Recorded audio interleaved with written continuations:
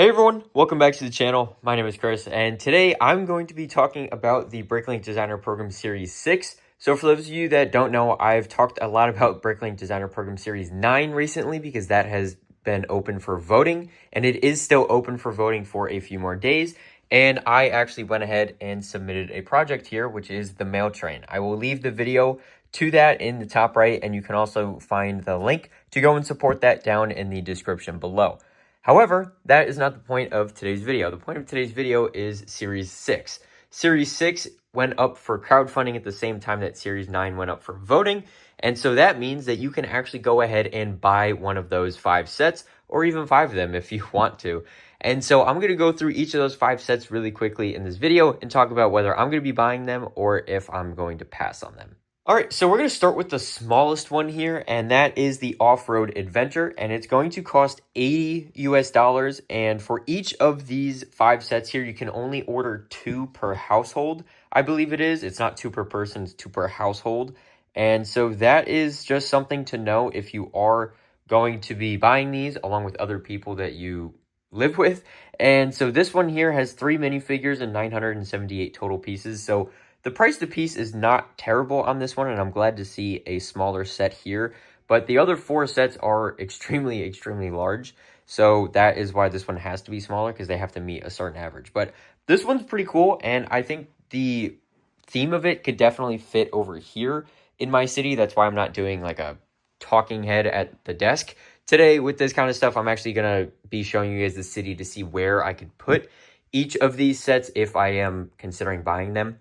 And this one is pretty cool. I don't know how big it is, though. They don't specifically say how big it is, and so I'm not really getting a good impression of it. I would need to see this in person in order to accurately tell if this is actually big enough to be worth $80. So that is my thought process on it. I am probably going to be skipping this one, but the nature section of the city, which I am still planning out, I would love to add that over there, but again, unfortunately, that is still in the planning phase, and this one just doesn't seem like $80 to me. I haven't really gotten enough information about the scale of it yet and how big that actual platform is. But overall, I really like the build, and the trees are something different, which I do really appreciate, but they do seem to take up a lot of the part count. Up next here is the Gold Mine Expedition, and this one is coming in at a whopping $300 US and is going to have 13 minifigures, 3,382 pieces, and 16 stickers. And I don't know if you guys noticed, but this is a city. So this is not really going to fit in here. As cool as this is, I would love to add this to my shelf, but I just don't have the space for it. And if I'm going to spend $300 on something, I would rather buy something else, like something for the city. So that is kind of my thought process on that. I'm not going to really worry about this one too much. I saw some videos online about it. That's enough for me. And so that is pretty much it. If I did have a big mountain in the background, then maybe I could go ahead and add it next to it. But again, this is one of the ones that I'm not really concerned that I'm missing out on it. So I am perfectly fine with it. It is a really nice build though. I love all of the dark red. But again, it's just not for me, unfortunately. I just have to prioritize other things to buy. Now, this one stumped me for quite a while. This is the Sequoia Tree Trail for $270 US, and it has 3,187 pieces with 10 minifigures and 15 stickers. This is a really, really impressive build. I love the cabin, and I love the forest floor on each of them. And again, in a city like this, those trees would not really fit all that well. They would just dwarf the buildings here. But the sequoia trees could fit over here, but if I wanted to keep the entire thing together, it would have to go on that future nature expansion table like I talked about. And I do have a couple of trees here. But again, from what I've seen online, those trees in the Sequoia Tree Trail are like 2 feet tall, which is about the same height as the Ferris wheel. So you can kind of start to see just how big those trees would be, and it's probably almost in line with the crane here, if not maybe a little shorter than that. So all of these buildings here would get absolutely dwarfed. So the Sequoia Tree Trail is not going to fit in the city, even if I did have the space for the entire platform. So just wanted to show you guys that I do have trees in the city, but in order to add that in to the city, it would have to be on the expansion table, which again, is still in the planning phase, and so this is something that would sit on a shelf, which I'm not totally keen on. I'm perfectly fine with buying sets for display on a shelf, but for something like this, I would love to add it to my city, and I just don't know if it's going to look out of place with only those 2 sequoia trees. So then I'd have to build more in order to flesh it out and also add some more leaves as well, because while the trunk looks excellent, the top of the tree leaves a little bit to be desired in terms of the amount of leaves that is on the limbs themselves. So I would definitely go in and be adding my own parts to that, which would, again, inflate the cost and stuff like that. So this one is probably going to be a pass for me as well, but I am extremely envious of those that are buying it and integrating it into their cities. I would be very curious to see how that goes. And so if you are that person who is buying it and adding it to your city layout and you're adding extra leaves and other things to it, let me know in the comments down below, and also tag me on Instagram if you post it over there. I would love to see how that turns out.